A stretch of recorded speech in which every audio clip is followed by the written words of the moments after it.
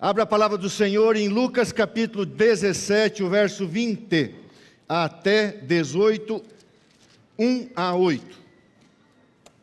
O tema do sermão: o Supremo Juiz se levantará. Nós vamos falar hoje sobre um tema bíblico que nos incomoda muito: justiça e injustiça na palavra de Deus. Acharam aí? Lucas 17, verso 20, uma das coisas que eu mais gosto de fazer é ver o povo de Deus erguendo a Bíblia. Onde está? Deixa eu ver, levanta, gente. Não fiquem envergonhados, porque o envergonhado deveria ser eu aqui, né? Muito bem. A única coisa confiável que esse mundo conhece é a palavra de Deus. Não confie em ser humano. Seja ele um pastor, seja ele quem for, não confie na carne, confie na palavra do Senhor, porque dia a dia, de uma forma célere, a Bíblia tem se cumprido diante dos nossos olhos. E eu sou cobrado para pregar o evangelho. Pastor, usa mais os evangelhos. Tá bom, eu vou pregar um texto sobre o evangelho. E o tema é: o juiz supremo se levantará. Hoje eu vou falar, biblicamente, não eu, a palavra de Deus, sobre justiça e injustiça. Então, eu preciso orar mais uma vez. Senhor, nosso Deus e Pai, como o irmão Hélio orou, o humano precisa se esconder para que o divino fale. Quem prega é o Espírito, quem regenera é o Espírito, quem fala é o Espírito, Senhor. E a espada do Espírito é a palavra de Deus. Então eu não posso, Senhor, chegar aqui e achar que serei o pregador. O Senhor se faz valer do humano, mas o humano é apenas um instrumento, e o importante é a mensagem, não o mensageiro. Portanto, que o mensageiro seja o Espírito Santo e a mensagem venha de Deus, e que eu seja apenas um instrumento do Senhor. Ó Deus, prega, aplica as necessidades pessoais em nome de Jesus, amém. Irmãos, o texto que eu vou ler, antes de ler o texto, eu vou ler o que está escrito sobre esse texto. Parábolas de Jesus. Diz assim: Jesus, ao falar do texto que eu vou ler, falara do período justamente antes de sua segunda vinda, e dos perigos que seus seguidores, você e eu, teriam que atravessar. Nós estamos atravessando um período extremamente sensível, e Jesus citou esta parábola nesse contexto para os nossos dias, com especial referência àquele tempo. Hoje, verdade presente, Jesus contou a parábola sobre o dever de orar sempre e nunca esmorecer. Então, irmãos, eu acho interessante, quando você vê algumas pessoas falando do Evangelho, elas esquecem que o Evangelho foi anunciado justamente para ensinar um reino de graça em preparação para o reino da glória. E se você estudar mais detidamente os Evangelhos, você vai encontrar talvez as palavras mais duras da Bíblia depois dos profetas. Você não vê um profeta chegando para a pessoa e dizer assim: você é um filho do diabo. Mas você vê Jesus falando isso: vocês são filhos do demônio. Os profetas eram duros, como Elias foi, eram honestos. Mas quando Jesus olha para a classe religiosa dominante, diz: raça de víboras, hipócritas, sepulcros caiados, vocês são por fora belos, por dentro vocês são podres. O que tem dentro de um sepulcro? Então, irmão, não que você deva pregar de uma forma esquecendo a graça e a misericórdia de Deus, mas como eu tenho falado por aí, não existe talvez algo mais significativo dentro da graça, da misericórdia e do amor de Deus, ao ser honesto e dizer: o povo de Deus no tempo do fim vai atravessar um período difícil, perigoso, sensível, injusto. E você vai precisar, vou dar uma adiantada no sermão, você vai precisar de duas coisas: muita oração e fé. Então vamos lá, Lucas 17, o verso 20. Antes de contar a parábola, Jesus diz assim: interrogado pelos fariseus sobre quando viria o reino de Deus, Jesus lhes respondeu. Querido irmão do som, eu sei que os irmãos do som onde eu prego ficam chateados comigo. Pode erguer que eu vou baixar aqui, que eu gosto de gritar mesmo, tá? Obrigado. São Lucas 17, o verso 20 diz assim: interrogado pelos fariseus sobre quando viria, especialmente o retorno, sobre quando viria o reino de Deus, Jesus respondeu: não vem o reino de Deus, o reino da graça com visível aparência, nem dirão, ele aqui ou lá está, porque o reino de Deus está dentro de vós. O tema não é esse, mas aqui, o reino de Deus está dentro de vós, é a pessoa do Espírito Santo, que é o reino de Deus em nós hoje. A seguir, dirigiu-se Jesus aos discípulos, agora envolve você e eu, dizendo: virá o tempo em que desejareis ver um dos dias do Filho do Homem, não o vereis. E vos dirão, ele aqui ou lá está, não vades nem os sigais. E agora Jesus avisa: assim como o relâmpago fuzilando brilha de uma outra extremidade do céu, assim será no seu dia, o dia final, o Filho do Homem. Mas importa que primeiro ele padeça muitas coisas e seja rejeitado por essa geração. E você conhece tão bem isso aqui, como foi nos dias de Noé. Corrupção, violência e imoralidade sexual também será nos dias do Filho do Homem. Comiam, bebiam, casavam-se e davam-se em casamento, até o dia em que Noé entrou na arca e veio o dilúvio e destruiu a todos. O mesmo aconteceu nos dias de Ló: comiam, bebiam, compravam, vendiam, plantavam e edificavam. Mas no dia em que Ló saiu de Sodoma, choveu fogo do céu e enxofre destruiu a todos. Assim será no dia do Filho em que o homem se manifestar. Naquele dia, quem estiver no eirado e tiver os seus bens em casa, não desça para tirá-los. De igual modo, quem estiver no campo, não volte para trás. Lembrai-vos da mulher de Ló, aonde está o seu coração. Quem quiser preservar a sua vida, perdê-la-á, e quem perder de fato a salvará. Digo-vos que naquela noite 2 estarão numa cama, um será tomado e deixado o outro. 2 mulheres estarão juntas moendo, uma será tomada e deixada a outra. 2 estarão no campo, um será tomado e deixado a outra. Então lhes perguntaram: onde será isso, Senhor? Respondeu Jesus: aonde estiver o corpo, aí se ajuntarão as aves carniceiras, os abutres. Agora, Jesus então fala, dizendo: olha, vocês não vão ver o dia do Filho do Homem. Irmãos, essa expressão, o dia ou a hora, Jesus referia-se a 2 coisas: a cruz, o meu dia, a minha hora, e o seu retorno em glória e majestade. A cruz já aconteceu, agora nós estamos esperando o outro dia de Jesus, o dia que Ele voltará para buscar você e eu. Assim como Ele disse: o meu dia chegará, a minha hora chegará, logo chegará o seu dia, que nós conhecemos na Bíblia como o último dia, ou o dia final. E agora Jesus disse assim: vocês, coral, que lindo que vocês cantaram. Eu vou procurar dar uma olhadinha para vocês, para não ficar de costas, tá? Jesus disse assim: vocês vão precisar de 2 coisas. Eu vou contar uma historinha para vocês. Eu vou contar uma historinha. E agora Jesus conta o texto que eu vou explorar, Lucas 18, 1 a 8. Lê comigo.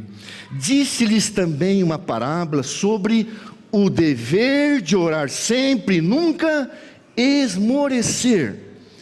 Havia em certa cidade um juiz que não temia a Deus, nem respeitava homem algum. Havia também naquela cidade uma viúva desamparada, que vinha ter com ele dizendo: julga a minha causa contra o meu adversário. Ele por algum tempo não quis atender, mas depois esse arrogante juiz disse consigo mesmo: bem que eu não temo a Deus, nem respeito a homem algum. Oh meu pai, todavia, como esta viúva me importuna, eu vou julgar a causa dela, para não suceder que ela venha me molestar. Arrogância. Então disse o Senhor: considerai no que diz esse juiz iníquo. Nós vamos ver o que significa essa consideração. Versos 7 e 8: não fará Deus justiça aos seus escolhidos, que a eles clamam dia e noite, embora pareça demorado em defendê-los?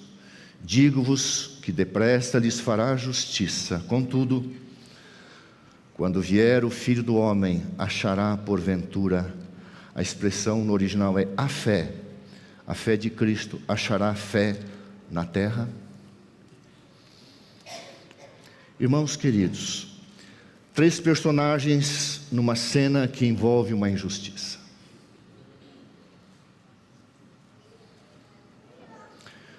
Ontem, conversando com a Simone, eu falei para ela, pela gracinha que é a Melissa, eu amo crianças, Para mim, uma das maiores evidências claras da criação, de que fomos feitos à imagem e semelhança de Deus, é a capacidade da procriação. Um homem e uma mulher unem-se em matrimônio, unem-se carnalmente e geram vida. Deus cria, o homem procria. E nós carregamos vários traços da nossa imagem e semelhança perdida pelo pecado. E um deles é o senso de justiça. Quando alguém é injustiçado, quando alguém é maltratado, quando algo acontece e nós vemos que aquilo não afeta o nosso ego, mas o outro, ou a causa de Deus, nós sentimos assim: por que, Senhor? Por que permites? E nós temos que falar como Abacuque: até quando a gente vai contemplar essas injustiças, essas trapaças, essas coisas erradas? E Jesus, sabendo que no tempo do fim nós viveríamos no mundo um período de tremendas injustiças, Ele disse: vocês vão ter que orar muito e não esmorecer, e vocês terão uma fé provada. E Jesus faz uma pergunta: quando vier o Filho do Homem, vai achar a fé de Jesus na terra? Eu não sei se você é tão normal quanto eu, se você sente assim um negócio, vontade de fazer justiça, não com as próprias mãos, mas ver a justiça pelo menos acontecer. Não estou falando apenas no aspecto jurídico, mas nas questões que envolvem a vida, porque coisas ruins acontecem a pessoas boas, porque o justo sofre, porque tragédias acontecem de uma forma assim, que você, assim, que mundo é esse? E Jesus disse: você viverá no tempo do fim, uma fase em que haverá muita injustiça. E você vai precisar cuidar para não esmorecer, para não cair, para não fraquejar na sua fé. Um juiz arrogante, iníquo, ímpio, injusto, um ser humano desamparado, à mercê da vontade de outro ser humano. Todavia, o Deus que tudo sabe, o Deus que é fiel, o Deus que é justo, e eu vou mostrar uma citação que diz que Jesus se levantará para finalmente assumir o seu papel, o de juiz supremo.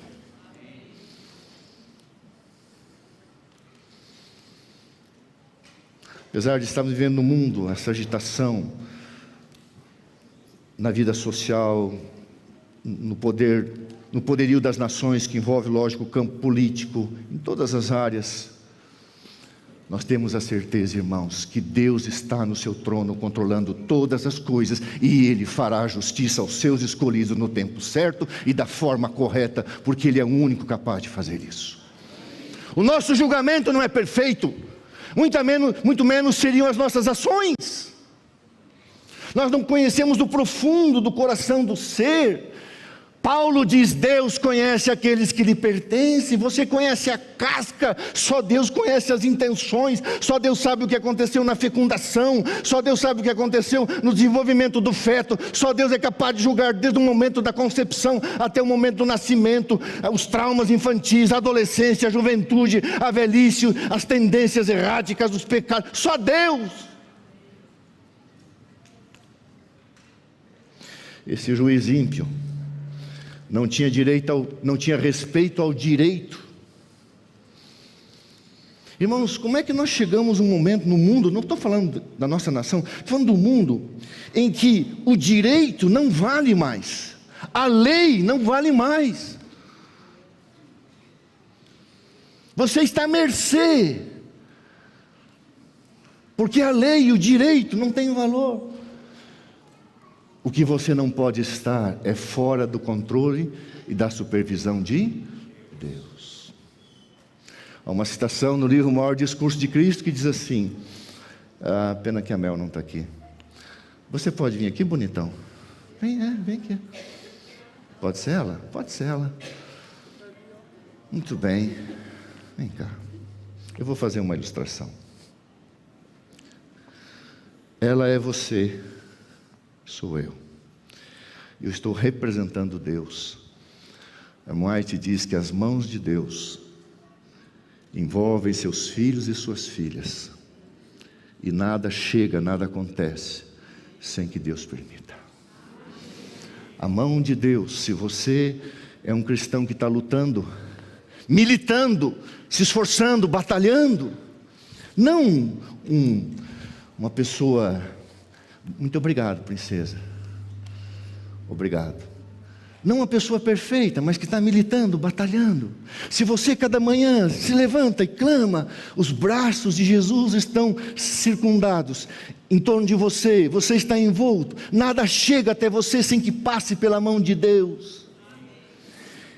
A outra citação que diz que a mão de Deus está pousada sobre os seus filhos, e antes de ferir um filho de Deus, tem que primeiro ferir a mão de Deus, e ai daquele que fere a mão de Deus. Você entende isso? Antes de acontecer uma injustiça na tua vida, primeiro acontece uma injustiça nas mãos de Deus, porque você é filho dele. Mas pastor, por que ele permite? Um dia você vai saber, eu também não sei. Ele só pediu para você uma coisa: ore, ore, ore. Esse juiz não tinha piedade pelos sofredores, desejava apenas mostrar a sua arrogância, o seu poder arbitrário. Ele tinha um prazer na desgraça alheia. Irmãos, algumas parábolas são por semelhança.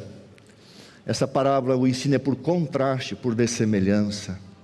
Jesus é o juiz justo, e tanto que esse homem não tinha uma má vontade, pelo contrário, Jesus tem uma excelente vontade. Quais são as atitudes de Deus quando você o busca? Chegue até o meu trono de graça com confiança. Os apelos dos necessitados e aflitos são atendidos com infinita misericórdia. Se coloca um pouquinho no lugar de João Batista, primo de Jesus Cristo por sangue, não se conheceram até o batismo, nasceu 6 meses antes, esperava um Messias redentor, político também, tinha uma concepção errada. De repente é jogado numa prisão. Senhor, Tu és o Messias? Sim. Tu és o Filho de Deus? Sim. Tu és o próprio Deus? Sim. O Senhor não vai fazer nada com o teu primo? O Senhor não vai encostar a mão na mulherzinha de Herodes? Na Jezabel do Novo Testamento? Não. Mas Senhor, que resposta nós vamos dar a ele? Diga para João Batista que os cegos veem, os aleijados andam, os leprosos são curados, o perdão é concedido. Diga que eu estou pregando o Evangelho do Reino de Deus. Se você estudar Mateus 14, João ficou em dúvida em relação ao caráter de Jesus, e injustamente foi decapitado. E Jesus não fez, aparentemente, nada. Agora você imagina o dia final, quando Jesus se levantar como supremo juiz e aquela mulherzinha, e João Batista estiverem frente a frente. A oportunidade que aquela ímpia mulher teve. O injusto, justificado e salvo. O justo, né? O injustiçado, melhor dizendo, João Batista. E aquela mulher que teve a oportunidade, para vergonha e horror, completamente perdida. Irmãos, vamos lá. Lucas 18, 3, 5 e 6. Havia naquela cidade uma viúva que vinha contra ele a ter com o juiz, dizendo: julga a minha causa contra o meu adversário. Versos 5 e 6. Todavia, como esta viúva me importuna, julgarei a sua causa, para não suceder que por fim venha molestar-me. Então disse Jesus: considerai no que diz esse juiz injusto. Verso 1: o dever de orar sempre, suplicar, clamar e nunca... Vamos lá. Eu não vou fazer justiça a você, eu não vou te atender, eu não vou resolver o teu problema. E ela disse: mas eu não vou desistir. Entende a lição? Mas eu não vou desistir enquanto você não botar a mão nessa caneta e resolver o meu problema. Essa é a primeira lição que Jesus quer nos ensinar. Irmãos, quando você estuda a palavra importunação, a palavra no original é importunar. Importunar uma pessoa para ela se livrar de você. A serva de Deus diz assim: Deus gosta de ser importunado. Deus gosta de ser incomodado. Mas o teu incômodo não incomoda Deus. Deus quer que você ore, clame, sem esmorecer até o dia final, porque Ele vai atender a sua oração da melhor forma possível, no melhor tempo possível. E quando você tiver a PPP, uma percepção posterior, você verá que ela é perfeita, que Deus não erra, que as suas mãos não tremem, que a sua caneta está sempre na sua mão, que Ele não abandonou o controle de nada no universo, muito menos esse mundinho. Então ore, clame, importune, clame, faça justiça contra o meu adversário. Quem é o meu adversário? Quem é o meu adversário? Quem é o meu adversário? Irmão, saiba escolher quem é o seu adversário. Davi chega no campo onde estava tendo a guerra com os filisteus, e os seus irmãos vêm contra ele, para já sendo usados pelo diabo para se levantar contra Davi. O que você veio fazer aqui, moleque? Davi diz assim: eu só fiz uma pergunta. Se a Bíblia diz, desviou-se deles. Davi entendeu que os seus inimigos não eram os seus irmãos, os seus inimigos eram Golias. O teu inimigo não é o teu irmão de igreja, a tua esposa, o teu cônjuge, o teu inimigo é Satanás. O nosso adversário é o diabo, ele que está fazendo essa bagunça no mundo, e a nossa oração é: Senhor, faze justiça contra o meu acusador, e saiba definir. Eu saí da igreja porque eu briguei com o irmão, eu fui ofendido, o pastor não é legal, não sei o que, e você fica lutando com a carne e o sangue. A tua luta não é contra a carne e o sangue, a tua luta é muito maior. Existe um Deus tentando e vai te salvar, e um diabo tentando te destruir. Agora, Jesus, Ele já te justificou, Ele já cancelou a tua dívida, Ele já pagou, Ele já fez a maior das justiças em seu corpo, em sua vida, ao morrer no seu lugar. E agora falta fazer a segunda justiça, que é nos tirar deste mundo ímpio e nos levar para a glória celestial. Você pode confiar naquele que deu a vida por você. Você pode confiar naquele que ressuscitou. Você pode confiar naquele que está no céu. Você pode confiar nele, porque em breve ele vai voltar. Portanto, importune a Deus. Ore, ore, ore, ore, ore. Eu vou falar uma coisa aqui, com muita tranquilidade. Nunca, como servo de Jesus há 37 anos, eu pedi uma bênção espiritual, e uma bênção para a obra de Deus, para as coisas de Deus, oração de acordo com o padrão divino. A gente não sabe orar, tem que aprender o padrão divino. Deus falou assim: não vou te conceder. Por razões que não vêm ao caso, eu fui transferido de São Paulo para o interior de São Paulo. E falei: bom, a minha cidade agora é Americana. Quantos mil habitantes tem aqui? 230 mil. Quantos lares? 96 mil. Tá bom. Chamei o pastor Hernani, muito querido. Falei: Hernani, vamos botar um grande conflito em cada casa? Cada casa? Ele falou assim: onde é que nós vamos arrumar dinheiro? Eu falei: dinheiro não é problema. Existe um Deus. E nós oramos a Deus e compramos 100 mil livros do grande conflito. Acontece que a minha igreja só tem 70 membros. Você olha lá no canal, você fala assim: cabe 500 pessoas, mas membro regular são 70. E quando eu soltei a informação que nós queríamos colocar um livro em cada casa, nós ganhamos um valor que superava 200 mil livros de oferta. E eu tinha uma necessidade de um bairro que eu queria evangelizar, e tem uma igreja que eu queria construir, uma nova igreja. Eu gosto de construir igrejas. Deus me deu a graça de construir a Central de Curitiba junto com os irmãos. E eu oro a Deus, eu clamo a Deus. Eu estava doente, passando um momento difícil para o internado 5 vezes, e eu queria bênção para trabalhar e para servir a Deus. Eu clamava. Um dia eu recebo uma ligação, e talvez você esteja assistindo o sermão, né? Amada, uma pessoa me liga e diz assim: pastor, eu não te conheço, eu quero te conhecer. Eu fico pensando, o que as pessoas querem conhecer? Será que é o meu cabelo? E eu procuro ser assim mais do que eu sou mesmo. Irmãos, o dia que o pastor se colocar numa posição que ele não é, ele está ofendendo a Deus. Eu falo para a minha igreja, eu sou um servo da igreja, eu sou um servo de Jesus Cristo, eu sou um escravo da lei de Deus, eu sou um escravo do Evangelho, eu tenho essa honra de ser um servo do Senhor, só isso. Ah, pastor, eu quero te conhecer. Eu falei, mais um que vem conhecer um pecador. Não, pastor, eu quero te conhecer, então venha. Essa pessoa veio, no final ela disse, olha, eu vou tocar no seu ombro, eu vou sair da igreja, eu estou num local ali, vou te avisar onde eu estou. E eu conto isso, irmãos, para a honra e glória de Jesus. Aí passou, me tocou ali pelo cabelo de trás, assim, cabelo, as costas, não conheço. Aí cumprimentei, eu falei, vou demorar um pouquinho, cumprimentei as pessoas, cheguei lá, tinha uma pessoa junto, cuidando dela, fizemos uma oração. Ela falou, eu sei que você foi injustiçado.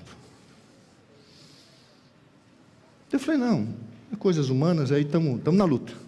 Eu sei que você está doente. Eu só queria dizer que você não está sozinho. Qual é o teu projeto? Eu falei, colocar 100 mil livros em cada casa, construir 2 igrejas até eu me aposentar e terminar o meu ministério formal aqui. Ela disse, quanto custa cada igreja? Eu falei, em torno de R$1 milhão. 1 milhão? Então eu vou te dar 3 igrejas.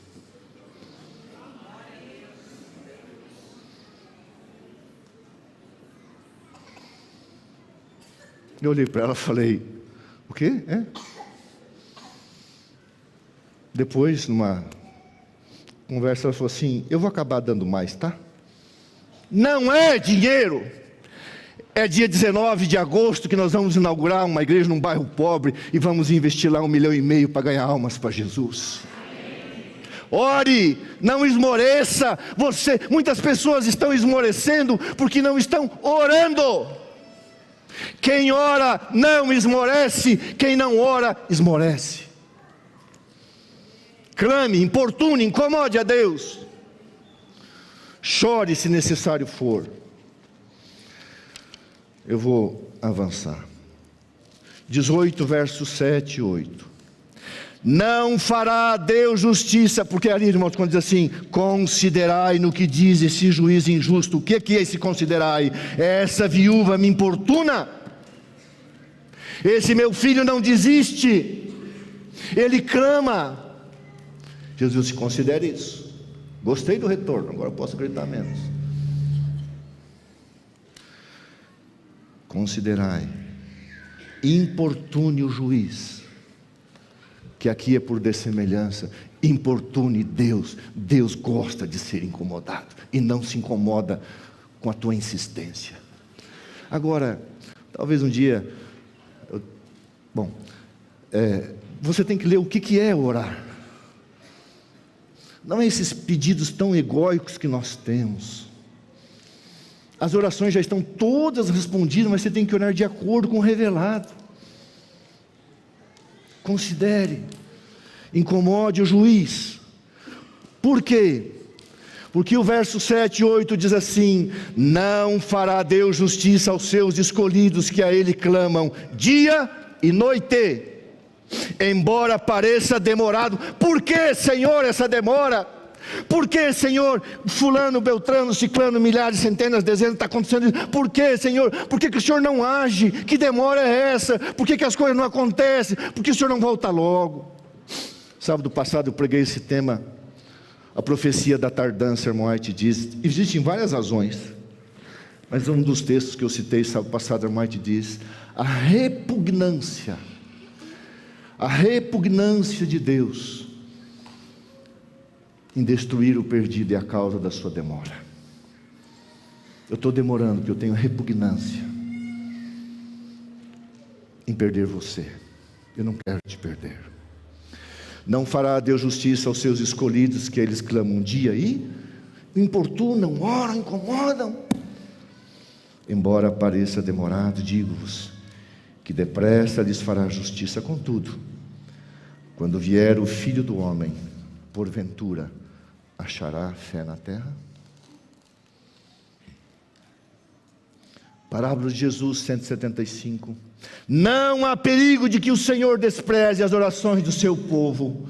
O perigo está em que desanimem na tentação e prova e deixe de perseverar na oração. O juiz supremo se levantará. Irmãos, quando Deus colocou juízes ali em Israel num período de 200 anos, aquele ciclo, levanta e cai, levanta e cai, o papel do juiz era colocar as coisas em ordem, não apenas julgar, organizar. A bagunça que Israel fazia, Deus levantava um juiz. Irmãos, esse mundo está assim, né? Uma bagunça. E Jesus se levantará para colocar as coisas em ordem. E colocar as coisas em ordem começa com a tua glorificação. Porque você não foi criado para morrer, você foi criado para viver eternamente. Nós vivemos uma desordem. Eu não sei quanto tempo faz que o Abílio Diniz perdeu o filho, eu nem sabia, não acompanho, mas esse dia no Instagram, vendo ali uma declaração que ele fez ao filho, na placa de um caminhão, um colega meu me falou, estava escrito: deveria ser proibido um filho morrer antes de um pai. O meu morreu aos tantos, com tanta idade. E Abílio Diniz perdeu um filho, e ele escreve: isso é uma desordem. Primeiro que não é a ordem natural a morte, muito menos morrer de uma forma tão injusta como milhões e milhares morrem, especialmente crianças. Jesus se levantará para colocar as coisas em ordem. 2 textos, as citações eu vou deixar para outra ocasião. Daniel 12, verso 1 e 2. Um dos textos que eu mais gosto na Bíblia, o livro para esse tempo, o tempo do fim. Daniel 12, verso 1 e verso 2.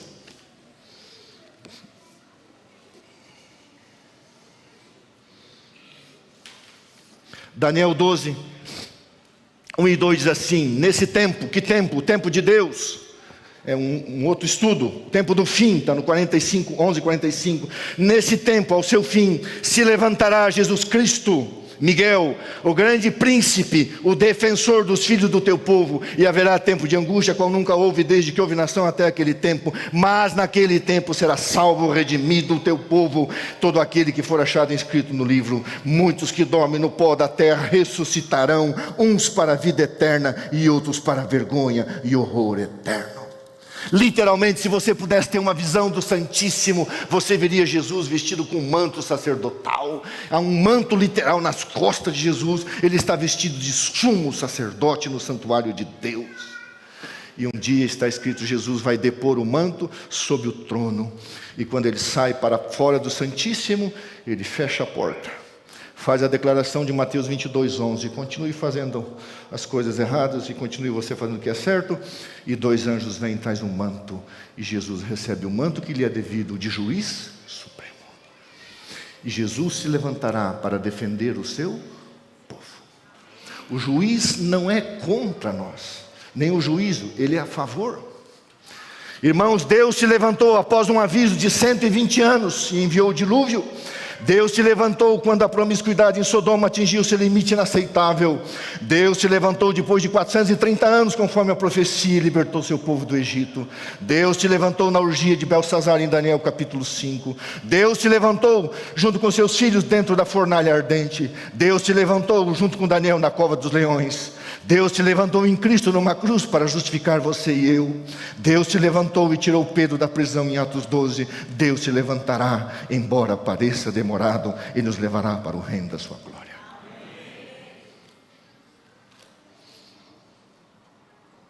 Apenas uma citação. Alguém falou assim: fala à vontade. Eu falei: falar à vontade eu falo na minha igreja, nos outros eu respeito. Então eu vou passar aqui. Essa aqui. Em toda a Bíblia, Deus é apresentado não somente como ser de misericórdia e benignidade, mas também como um Deus de rigorosa e imparcial justiça. Solenes acontecimentos ainda ocorrerão diante de nós. Soará uma trombeta após a outra, uma taça após a outra será derramada sucessivamente sobre os habitantes da terra. as 7 últimas pragas. Logo o mundo será abandonado pelo anjo da misericórdia, e as 7 últimas pragas estão para ser derramadas. Os raios da ira de Deus estão prestes a cair, e quando ele começar a punir os transgressores, não haverá um período de pausa até o... Pronto. Oh, no Egito, a primeira praga, dá um tempo para o faraó aí. Faraó, vou te dar um ano de pausa. Não. Era que nem pagamento à vista, como diz um amigo meu, eu vendo, mas é uma em cima da outra. Quer dizer, pagar. Então, irmãos, quando as pragas caírem, é uma em cima da outra. E ai daqueles que fizeram injustiça às coisas de Deus, aos filhos de Deus e aos inocentes dessa terra. Eu vou voltar, eu acabei passando demais a citação, estou até colocando o hino. Daqui a pouco eu boto até... Aqui, guarda essa citação, leia lá, coloque lá no Ellen White Books, você vai achar. Eu amo essa citação. Aquele que tem sido o nosso intercessor, obrigado. Aquele que tem sido o nosso intercessor, que ouve todas as orações e confissões dos penitentes, que é representado com um arco-íris, o símbolo de graça e amor por cima da cabeça. Em breve cessará a sua obra no santuário celestial. A graça e a misericórdia descerão então do trono, e a justiça tomará o seu lugar. Aquele a quem o seu povo tem esperado assumirá a função a que tem direito, a de... Quem é o juiz supremo? Quem comandará um tribunal supremo? Jesus Cristo. Aguarde, ore. E não esqueça, muitos estão abandonando a fé. E Jesus faz uma pergunta para você e para mim. Quando chegar esse período, chamado fim do tempo do fim, porventura haverá fé na terra, na sua vida, na minha vida? A graça e a misericórdia descerão do trono, e a justiça tomará o seu lugar. Um dos temas bíblicos é a injustiça humana. Todavia, sob o controle daquele que cerca o seu povo, objeto do seu amor.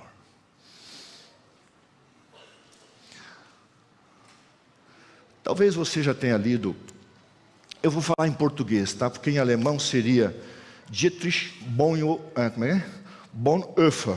Não vou ficar falando alemão se eu não falo alemão.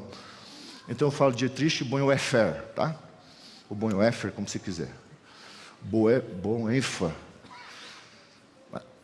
Bom, esse camarada aqui, Dietrich, nasceu em 4 de fevereiro de 1960, hoje na Polônia, que seria Breswallia, e foi enforcado no dia 9 de abril de 1945, num campo de extermínio na Alemanha. Esse jovem, com 21 anos, ele tinha o doutorado, era um doutor. E em 1933, quando Hitler, que causou uma das maiores injustiças nesse mundo, começou o processo, ele era professor numa universidade alemã que pertencia ao governo, filho de um pai médico, uma mãe prussiana da alta classe, um jovem. Ele era pastor luterano. E quando o nazismo tomou força, o luteranismo, isso é história, não estou criticando o luteranismo tomou uma decisão, colocou-se ao lado do nazismo, e todos os pastores cuja origem era judaica foram expulsos do ministério. E Dietrich levantou e disse: não, isso não é certo, isso é injusto. Não, mas eles têm origem judaica, e qual o problema? E a igreja luterana se colocou em massa, em grande parte ao lado do nazismo. E começou um trabalho na vida desse rapaz, e ele, como um catedrático, foi chamado para Londres para dar aula numa universidade. E finalmente ele foi convidado e foi embora para Nova York. Bom, estou na América do Norte, sou um doutor, deixa o meu povo perecer. E então, segundo um dos historiadores, Karl Barth, o grande teólogo alemão, disse para ele assim: que direito você vai ter de participar da reconstrução da Alemanha se você não sofreu por ela? E ele então reproduziu essas palavras, segundo o historiador de Karl Barth, dizendo assim: não terei nenhum direito de participar da reconstrução da vida cristã depois da guerra na Alemanha, se eu não partilhar as provações do meu povo nesse tempo de angústia. Volta de Nova York. Logicamente ele tinha uma compreensão um pouquinho equivocada de algumas coisas, porque esse não é o papel dele nem nosso, tentar fazer justiça. Mas ele disse assim: quando um louco joga o seu carro sobre a calçada, eu não posso, como pastor, olhar e me contentar em apenas enterrar o morto. Se eu me encontrar naquele lugar, eu devo pular e agarrar o motorista no volante, tirá-lo dali. É fácil você olhar um louco vir contra um membro da sua igreja assim: bom, não vou fazer nada, pode matar, o meu papel é só fazer o enterro. Ele disse: não. E ele então foi preso. E antes de ser preso, ele saiu do luteranismo e criou uma igreja chamada Igreja Confessante Cristã. A igreja que confessa Jesus Cristo, a igreja que confessa que o que está certo, o que está errado, é errado, e o nazismo não é de Deus, é do diabo. E então ele volta de Nova York e volta para entregar a sua vida. Escreve 2, 3 livros, um grande sobre discipulado, maior. Então ele é preso. E poucas semanas antes de terminar a guerra, no dia 7 de fevereiro de 1945, ele foi sumariamente executado, com 39 anos de idade. Poucas semanas depois, ali foi em 45, terminou essa Segunda Guerra Mundial. Poucas semanas, ele foi exterminado num campo de extermínio. Mas eu quero cunhar essa frase, relembrar essa frase que ele cunhou: não posso participar da vida cristã se eu não partilhar as aflições do meu povo. Porque Jesus é o justo juiz, porque Jesus é o supremo juiz, porque Ele veio nessa terra e recebeu em si mesmo a justiça da morte que você e eu merecíamos. Ele encarnou, Ele participou das provações, das lutas, das injustiças, das injúrias, da calúnia. E Dietrich Bonhoeffer foi levado nu em praça pública, passa por naquele campo de concentração, no meio das pessoas. Imagina, um teólogo, um homem respeitado, nu. E ali foi executado. E enquanto ele era executado, ele apenas fazia uma coisa. A historiadora italiana diz que ele apenas orava e dizia: Deus fará justiça aos seus. Não posso participar da reconstrução do meu país se eu não sofrer por ele. Último texto. Abra a Bíblia em Jó. Você conhece tão bem Jó 19, 25 a 27. Jó 19, 25 a 27. Um homem injustiçado, mas um homem que soube reconhecer que Deus se levantará. Depois vai lá para 2 Pedro 3, tá bom? E a gente encerra aqui. Jó 19, 25 diz assim: porque eu sei que o meu Redentor vive e por fim se levantará sobre a terra. Depois de revestido esse meu corpo da minha pele, em minha carne verei a Deus. Vê-lo-ei por mim mesmo, os meus olhos o verão e não outros. De saudade me desfalece o coração dentro de mim, o meu Redentor se levantará. Isso encheu Jó de coragem, de alegria. E chegamos no capítulo 42, ele diz assim: eu conheci o Senhor por ouvir falar, eu segui o Senhor, mas agora eu tive uma experiência com o Senhor. E o Senhor se levantará. Segunda carta de Pedro, último texto, capítulo 3. Um dos textos que eu mais gosto da Bíblia também. Segunda carta de Pedro, capítulo 3, falando dos escarnecedores.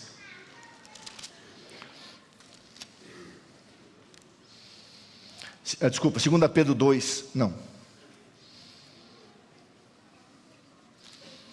O pastor está esquecendo o texto aqui. 2 Pedro capítulo 3. Vamos lá, pastor, não passa vergonha.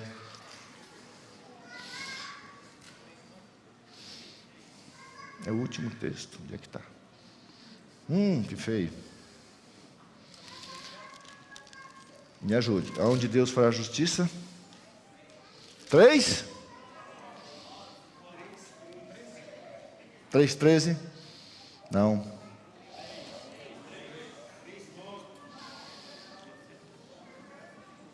Que feio. Eu estou em 1 Pedro, irmãos. Que feio, irmãos. 1 Pedro, eu estou aqui em 1 Pedro, falei, mas está aqui esse texto. Pensei que tinha sumido da Bíblia. 2 Pedro, pastor. 2 Pedro 3, 12, 13. Acharam? Verso 11. 10. Virá entretanto como ladrão o dia do Senhor, no qual os céus passarão com estrepitoso estrondo, e os elementos se desfarão abrasados, também a terra e as obras que nela existem serão atingidas. Visto que todas essas coisas hão de ser assim desfeitas, dever ser tais como os que vivem em santo procedimento de piedade, esperando e apressando a vinda do Senhor Deus, por causa do qual os céus incendiados serão desfeitos e os elementos abrasados reterão. Nós, porém, segundo a sua promessa, esperamos novos céus e nova terra onde habita o juiz se levantará. E se eu falo para alguém que está passando por situações de que não compreende, não procure compreender. Você não vai entender muitas coisas. Ore e exercite a sua fé, porque Jesus pronunciou esta parábola profética dizendo: você vai precisar orar muito e ter fé e confiar de que eu me levantarei e farei justiça neste mundo. Que Deus abençoe a sua vida e a minha vida. Não esmoreça, não desista. Avance, porque aquele que prometeu vir, virá. Está tardando um pouco, mas ele vai voltar. Que Deus te abençoe.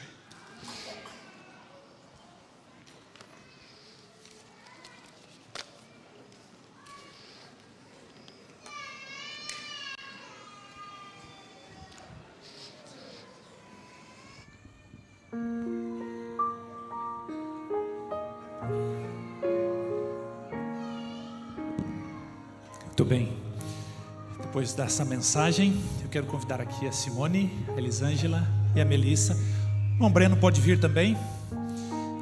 A gente quase convenceu o irmão Breno ali para passar por um novo batismo, mas ele vai só acompanhar, né, irmão Breno? Mas pode participar já aqui junto do voto, né, com a esposa, com a filhinha e com a amiga. Deus seja louvado pela decisão de vocês. Eu tenho 3 perguntinhas e uma oração para vocês nesse momento. Esse é o nosso voto batismal alternativo, e eu convido você a pensar nessas perguntas e quem sabe fazer a sua renovação também do voto batismal que um dia você fez publicamente. Simone, Melissa e Elisângela, vocês aceitam a Jesus Cristo como seu Senhor e Salvador pessoal e desejam viver um relacionamento redentivo com Ele? Vocês aceitam os ensinamentos da Bíblia, tais como expressos na declaração de crenças fundamentais da Igreja Adventista do Sétimo Dia, e se comprometem pela graça de Deus a viver em harmonia com esses ensinos? Terceira pergunta: vocês desejam ser batizadas como uma expressão pública de sua fé em Jesus Cristo, para serem aceitas na comunhão da Igreja Adventista do Sétimo Dia, e é o desejo de vocês também apoiar a igreja e a sua missão como fiéis mordomos, mediante sua influência pessoal, dízimos, ofertas e uma vida de serviço? Sim. Amém. Deus seja louvado. Quantos estão felizes por receber essas 3 preciosas almas como membros da nossa igreja nessa manhã? Um aceno assim bem bonito para elas. Nós vamos orar neste momento. Permaneça assim como você está, em atitude de reverência e adoração. Pai querido que estás nos céus, louvado, Senhor, seja o teu nome pela decisão da Simone, da Melissa e da Elisângela. O Senhor é um Deus bondoso que tem alcançado corações e alcançou o coração de cada uma delas. Neste momento, Senhor, nós as entregamos, portanto, em Tuas mãos, pedindo a Tua bênção e que elas caminhem, Senhor, todos os dias na direção que as levará à eternidade e que o anseio pela volta de Jesus e o preparo diário para este dia norteie as ações e as decisões de cada uma delas, em nome de Jesus. Amém. Amém. Nós podemos então nos dirigir ali para a porta lateral. O pastor Leonardo já está preparado aqui no tanque de batismo. A Elisângela, nesse momento, será batizada pelo pastor Leonardo. E em seguida, o pastor Gilson Grittner irá entrar com o pastor Wesley Avelar também para batizar a Simone e também a Melissa. Eu aproveito o momento para convidar aqui à frente os amigos, familiares, o pequeno grupo cuja irmã Elisângela faz parte, para vir aqui à frente, para assistir bem de pertinho nesse momento. Vocês podem ficar nesse cantinho aqui onde eu estou, para não atrapalhar a vista de todos os que estão assistindo. Pastor Leonardo, é contigo nesse momento. Obrigado, muito obrigado, pastor Rubens. Dia de festa, que alegria, Elisângela. Eu vou chamar de Elis, que é a forma como os amigos chamam carinhosamente. E a Elis tem uma história fantástica. Nos últimos 2 meses, mais ou menos, ela vem recebendo algumas orientações de Deus. E ela era de João Pessoa, e ela viu nitidamente a vontade de Deus, e dizendo para ela: vá para Brasília. Vá para Brasília que eu tenho algo para você lá. Mas, Senhor, eu não conheço ninguém lá, minha família toda está aqui em João Pessoa. E ela recebeu um sonho e Deus falou para ela: olha, você tem um amigo no Facebook, nas redes sociais, e ele mora em Brasília, procure o Serginho. E então ela mandou mensagem para o Serginho, e ele conversou com a Alcione, com a Noeli, e nos últimos 45 dias mais ou menos,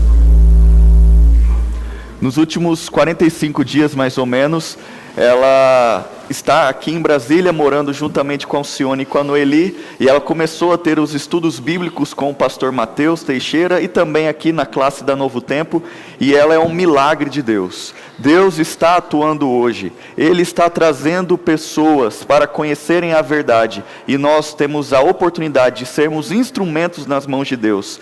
Deus falou com ela através de um sonho, e Deus tem falado contigo para que você também se envolva na missão. Portanto, Elis, aqui está os seus amigos, aqui está a sua família, e dá para ver a sua alegria, dá para ver a sua emoção neste momento tão importante, e aqui é uma demonstração clara do cuidado de Deus por você. Deus atua hoje, Ele enviou o Espírito Santo para falar a você, e hoje você tomou a decisão, a melhor decisão da sua vida, de estar ao lado de Deus, abandonar a velha vida e agora ter uma nova genealogia do céu.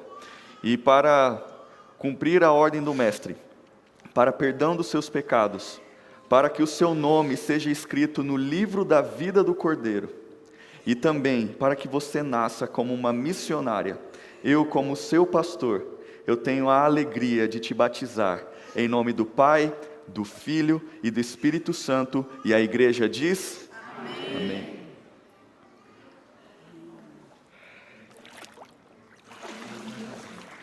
Amém. Glória, anjos mil entoam lá, glória, ouvem-se as harpas já, é o santo coro dando seu louvor, pois se converteu um pecador.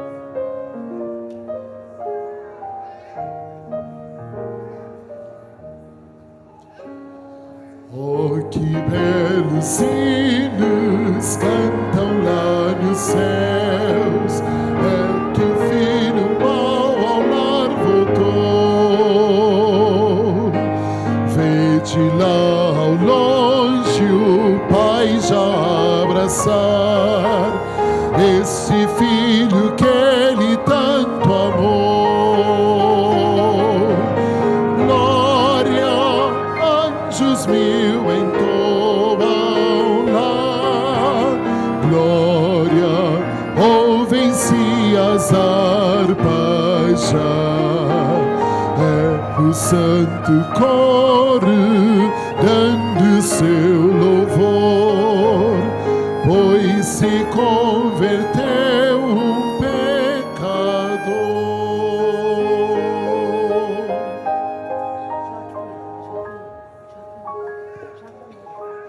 Som. Algumas semanas, alguns meses, no início desse ano, eu estava num centro de tratamento e alguém me falou que ali estava um juiz, o Dr. Francisco. Frequentava a igreja há 7 anos, ele e a sua esposa. E a gente estava na área de banhos, estávamos apenas de calção.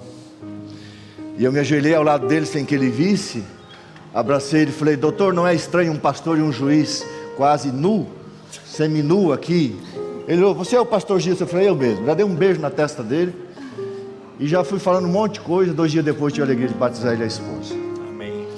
E passaram-se mais algumas semanas. Eu estava ali indo algumas manhãs e alguém me falou de uma linda mulher casada com um lindo homem, mais bonito que eu imaginava, mãe de uma linda garota, com um lindo pastor amoroso, que é o pastor deles. E eu encontrei essa pessoa querida. Ela disse: você é o pastor Gilson? Eu falei: o próprio pecador. E aí ela falou: tem um monte de dúvida, pastor. Eu falei: eu também, irmã. Pastor, eu tenho medo. Eu falei: eu também, irmã. Pastor, o senhor é uma pecadora. Eu falei: também, irmã. Ela falou: então vamos batizar. Aí a gente conversou, agora falando um pouquinho mais sério. Eu fiz um apelo para Simone e o querido Breno, fomos conversando. E a Simone, depois de conhecer o Breno há 18 anos, né? Finalmente chegou o seu dia. Eu fui muito bem recebido na casa deles. E a Melissa eu não vou nem falar, né? A Melissa é uma paixão. E um dos motivos de vir a Brasília foi realizar o batismo dessa senhorita, né? Uma menina. E saber que Jesus transformou a vida dela. E eu não sei onde é que está o microfone. Então, como o pastor não é muito formal... está ali. Por favor. Eu quero então me referir lá, naquela câmera, ao paizinho, o seu Geraldo. Na verdade é Gerhard. Ô alemão, Deus te abençoe aí no sul. A mãezinha Adelaide, a Beatriz, que ela ama você de paixão, e o Jonas, a Beatriz e o Jonas são os irmãos, e os pais Geraldo e Adelaide. Obrigado, pastor Mandel. Ok. Então, ela disse que não ia falar porque ela ia tremer, mas eu falei: acho que no momento você não vai tremer e vai falar. Então, Simone, como foi chegar até aqui? Foi difícil, foram muitos anos, mas eu só tenho a agradecer por Deus, pelo Espírito Santo, por não terem desistido de mim. Quero agradecer especialmente ao Breno também, por me apoiar, mesmo nos momentos que eu errei, né? Por toda a minha família, pelos amigos, todos que fizeram parte da minha caminhada. E demorou, mas hoje eu estou aqui, tomei coragem e estou muito, muito, muito feliz. E hoje eu quero começar uma nova vida com Deus. Deus sempre esteve presente na minha vida, mas hoje eu quero declarar isso publicamente. E eu quero sim assinar meu nome no livro da vida. Amém. Teriam várias pessoas, mas 2 pessoas encaminharam uma mensagem para você.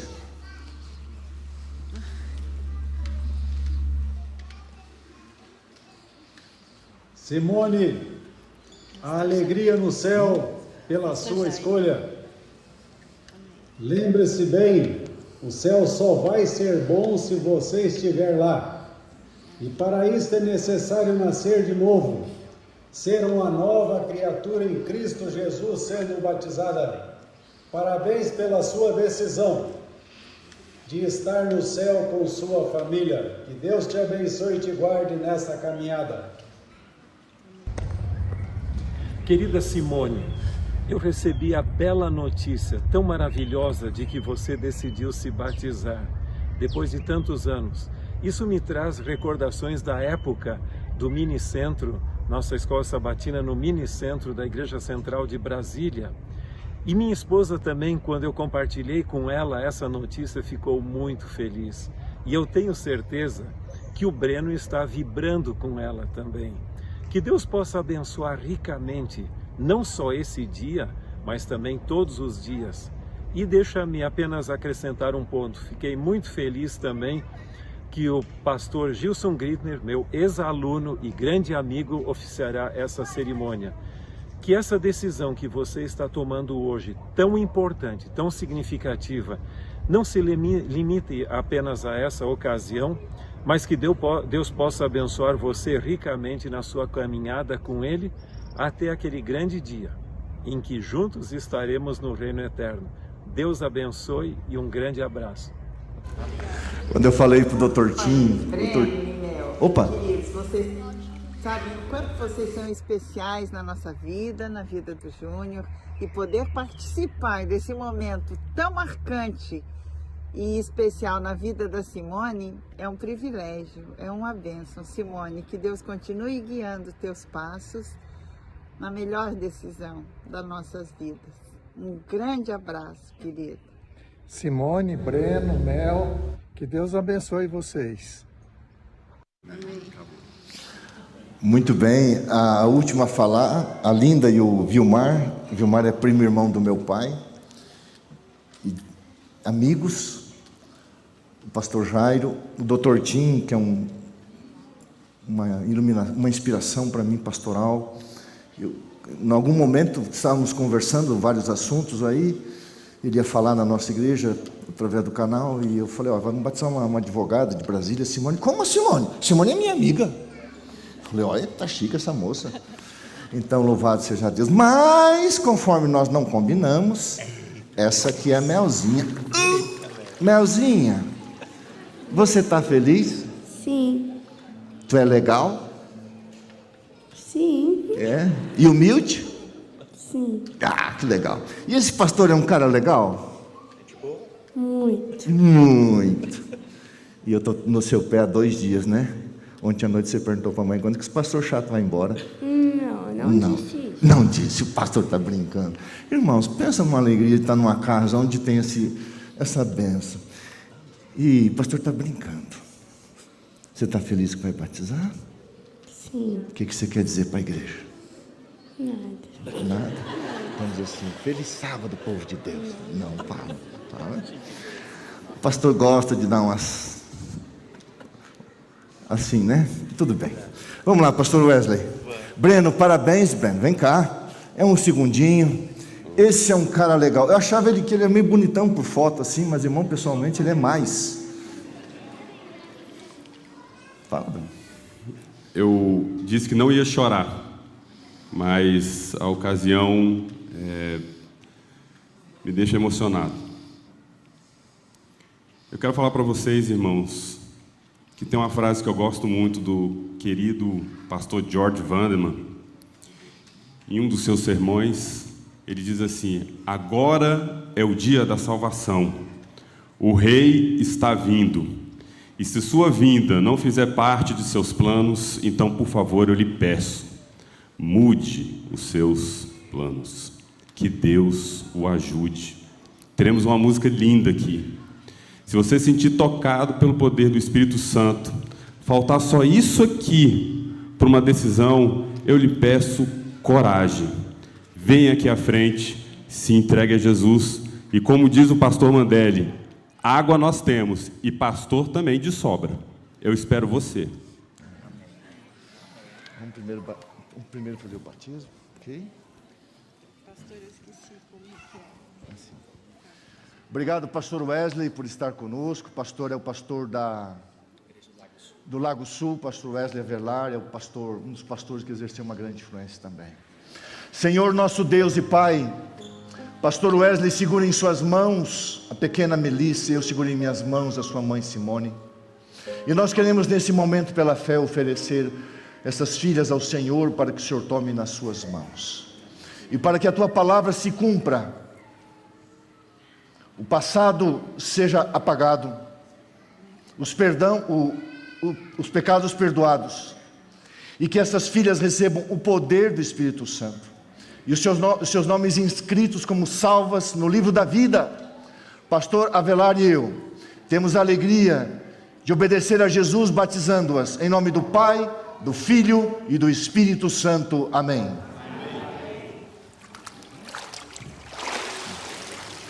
Sai uma nova criatura.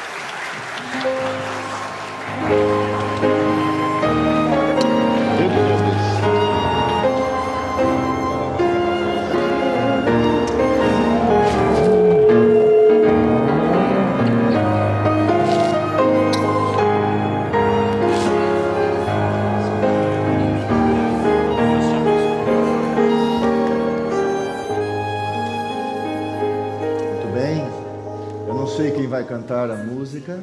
Vem aqui, Isabela. É a filha do pastor, né? Lindíssima. Vem cá, princesa. Irmãos, o que eu vou falar agora, eu quero assim falar de uma forma bem serena, mas você pensasse. Quantos aqui já foram batizados conforme Jesus, debaixo da jurisdição da divindade, Deus Pai, Deus Filho, Deus Espírito Santo? Amém? Está feliz? Diga amém. Amém. Mantenha essa fé. Mantenha essa fé. Quantos aqui ainda não passaram por esse processo sagrado de entrar nas águas e serem batizados? Posso ver as mãos? Bem alto, não estou vendo, a igreja é muito grande. Pode ficar em pé? Fique em pé, não tenha vergonha. Fique em pé, fique em pé. Fique em pé. Isso, tem um moço bonito ali. Você que levantou a mão, fique em pé para a igreja te conhecer. Olha aí, ó. Irmãos, essas pessoas são bem-vindas à igreja? Amém? E Deus abençoe você e a sua decisão. Pode ser que uma pessoa só venha aqui, não importa. Pode ser uma criança, não importa. Mas enquanto a Isabela canta, se você um dia gostaria de passar pelas águas batismais, não tenha medo de vir aqui. Algum tempo atrás, eu fiz um apelo para uma pessoa, olhando nos olhos dela, falei para ela: se entrega a Jesus.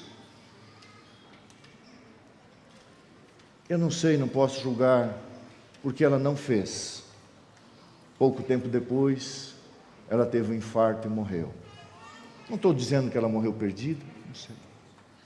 Mas quando a oportunidade teve, ela não agarrou. Há um pensamento que diz: você não pode jogar fora uma oportunidade dada por Deus.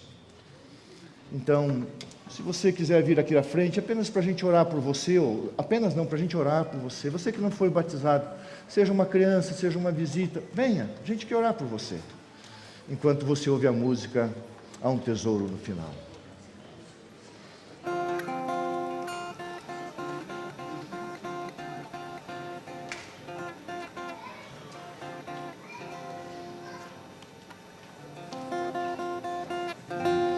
Já temos o primeiro. Você é muito precioso, viu? Quantos anos você tem? 7 anos. Parabéns por sua decisão. Esse é o primeiro dos heróis da fé. Se o Espírito Santo tocar o seu coração, deixe Deus trabalhar. Vem aqui para a gente orar juntos.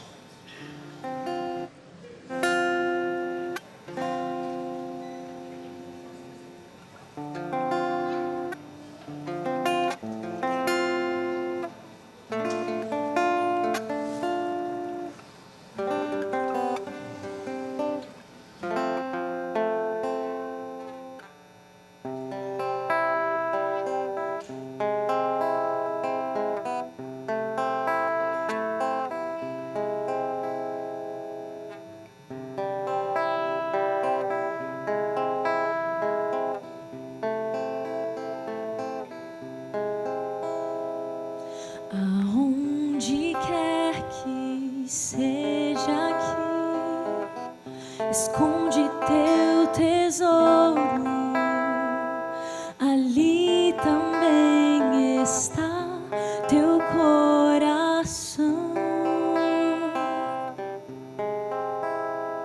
Se aqui na terra o esconderes, ladrões podem roubá-lo, ou podes escondê-lo lá no céu. Há um tesouro no final da jornada desta vida. Ele é a razão do meu viver. Cristo é o tesouro, Ele é a razão pela qual eu vivo. Será o meu tesouro até eu morrer.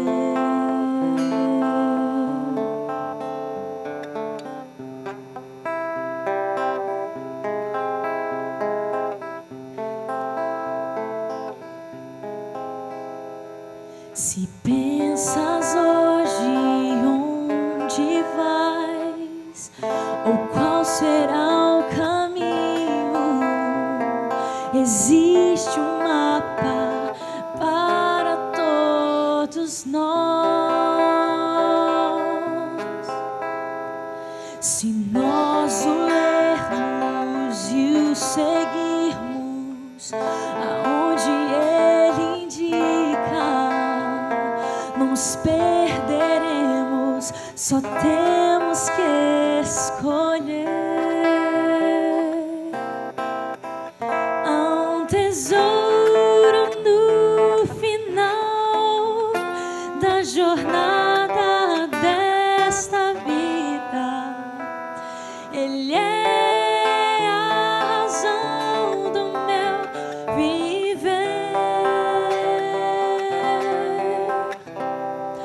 Cristo é o tesouro, Ele é a razão pela qual eu vivo. Será o meu tesouro até eu morrer. E se esse Jesus que eu acabei de cantar aqui também é a razão da sua vida, é a razão do seu viver, do seu existir, eu quero te convidar para você cantar junto comigo, para cantarmos em coro, porque nós queremos ter esse tesouro um dia, quando estivermos no céu. Há um tesouro no final da jornada desta vida. Ele é a razão do meu viver. Cante que Cristo é o seu tesouro. Cristo é o tesouro, Ele é a razão pela qual eu vivo. Será o meu tesouro até eu morrer.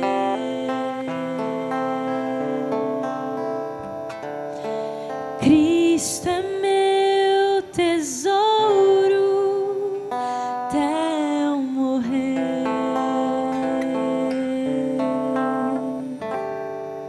Amém.